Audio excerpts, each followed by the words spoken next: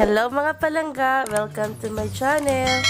For today's video ay magluluto po tayo ngayon ng pansit canton. So ito yung mga ingredients nga gagamitin natin.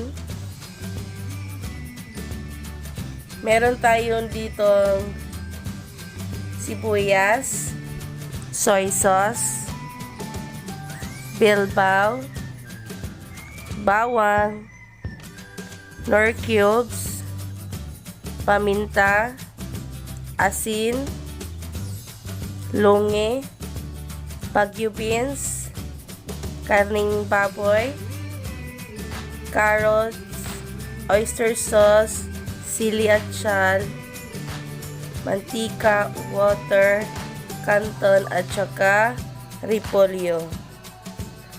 So, impusahan na po natin ang ating pagluluto. Keep on watching mga palangga. So, una nagpainit muna ako dito ng mantika sa ating kawali. Tapos, naglagay ako dito ng bawang. Lulutuin lang po natin ito hanggang lalabas yung kanyang aroma. Tapos, naglagay din ako dito ng sibuyas.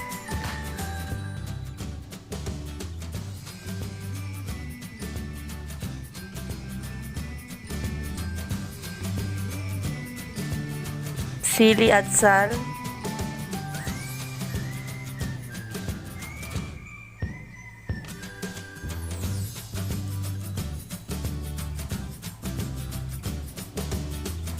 bilbao,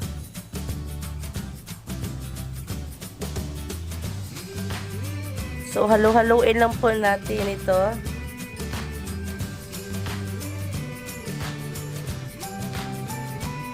So, ilagay na po natin yung karning baboy.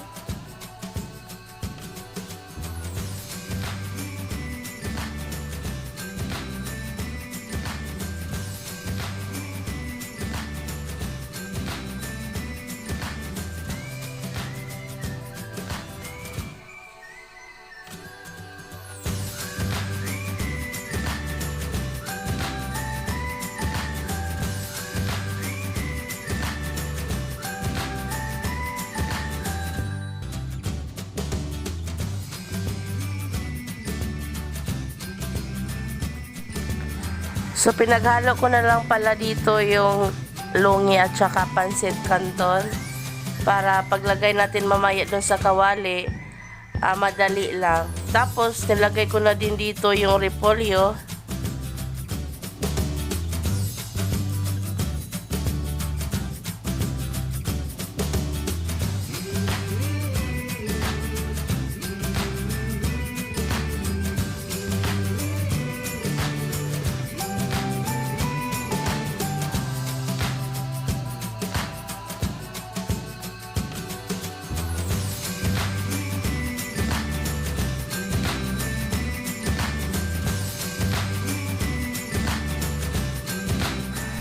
Naglagay ako dito ng tubig.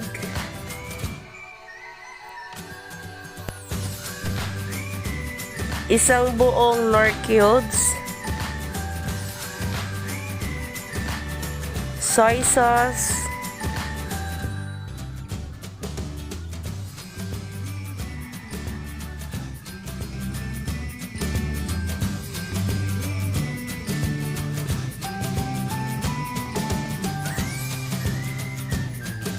Ilagay na po natin yung ibang sahog, itong bagyo beans,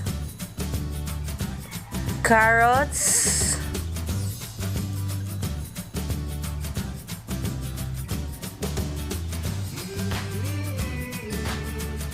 asin,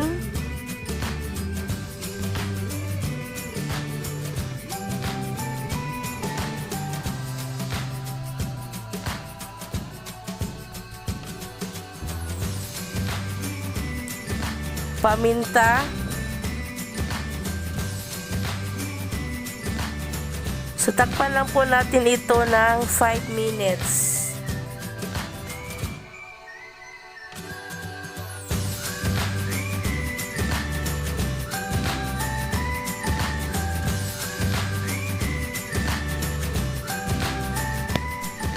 Ilagay na po natin yung canton.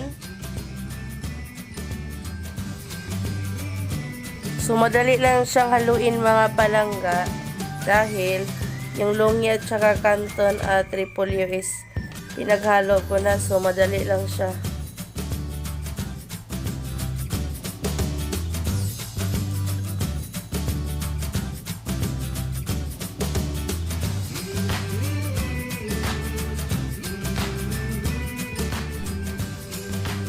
Naglagay ako dito ng oyster sauce para mas maging malasa po ang ating pancit canton.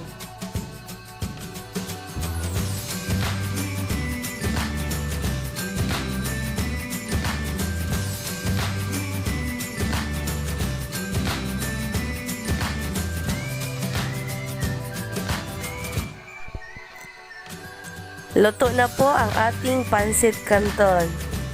Serve na po natin.